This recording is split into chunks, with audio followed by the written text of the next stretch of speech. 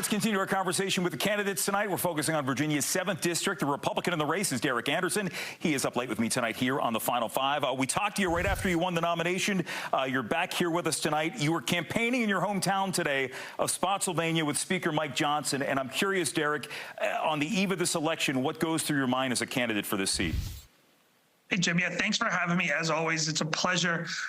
We had a great event this evening with Governor Youngkin was there as well. Several hundred people. People are fired up. I'm thinking about how we can get through tomorrow to try to get things better for the people here in the 7th Congressional District. That's really what I'm focused on, earning as many people's support as I can so we can make it more affordable for people here in the 7th District, make our community safe, take care of our veterans. So I'm really excited. It's been awesome. We were at early voting locations all throughout Saturday and even on Friday, and people are fired up, and I'm really excited about the energy that we're seeing. All right, so from when we talked to you back in September to now, and as you talk with people, because, every candidate does that, you're talking with people on the trail, has anything changed in the way that you've looked at this race so far? Has there been any issues that popped up saying, maybe this is something I should focus on, or has it been full speed ahead from the get-go?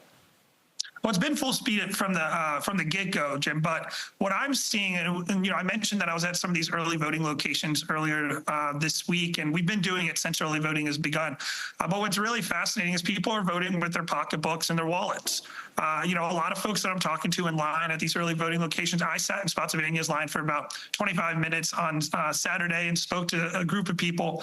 And a lot of people are talking about how much it costs for them at the grocery store or for gas. And, when we spoke last, people were hurting. And I still think that people are seeing that the economy and how it's currently being run by the current administration is just not working for them. So that's what we're seeing. And to be quite honest, we talk to the folks day in and day night.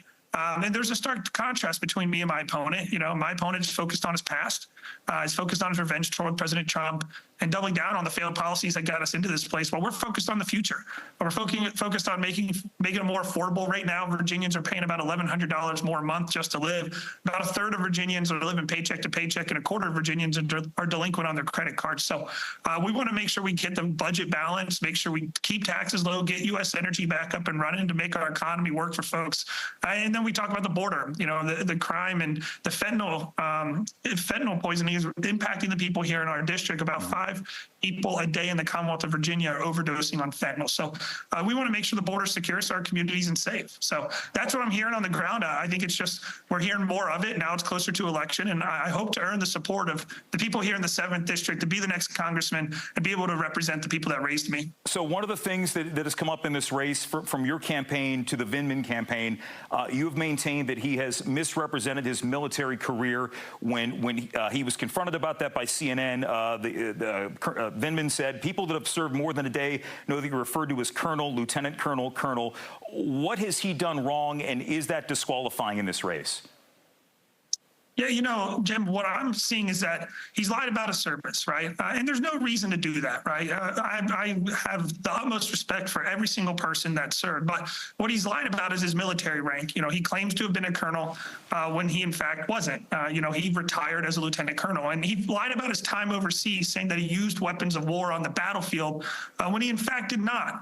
In fact, he was pressed by another local news outlet just this past Friday. I encourage folks to take a look, and they asked him, did you fight in combat? And he didn't have an answer for it. So, if he's willing to lie about that, what else is he willing to lie to the people of the 7th District about? So, again, this is about honesty. This is about trustworthiness. And I wear my military record on the sleeve. I'm a former Green Beret. I got 6 deployments overseas, including Iraq and Afghanistan. I'm very proud of my service. I wear it on my sleeve. But there's no need for that. And the people of the 7th District, they just want honesty. They want trustworthiness. They just want to know that when you go up to Washington, D.C., you're going to do what you say you do. And I'm really honored to be able to have the opportunity to represent my home district. And let's, to be fair, on the other side of the coin, the Vindman campaign, they've talked about this mailer that you put out. Now, I want to be clear, you've never once, and I'm saying that as I've looked at what you put out there, have never said that that was your family in the material. However, a couple of days ago, a cease and desist order went out to the Vindman campaign. The family involved, they were unhappy with Vindman's campaign using that image. Do you, looking back on that, every politician takes pictures with constituents, possible constituents. Do you think that could have been handled any differently? You know, Jim, I took pictures with friends of mine, supporters of here in the district. I'm never going to apologize for taking pictures with folks and supporters in the district. And, you know, the woman in that photo, I serve with her husband in the National Guard. In fact, he was here earlier this evening giving me a hug, taking pictures.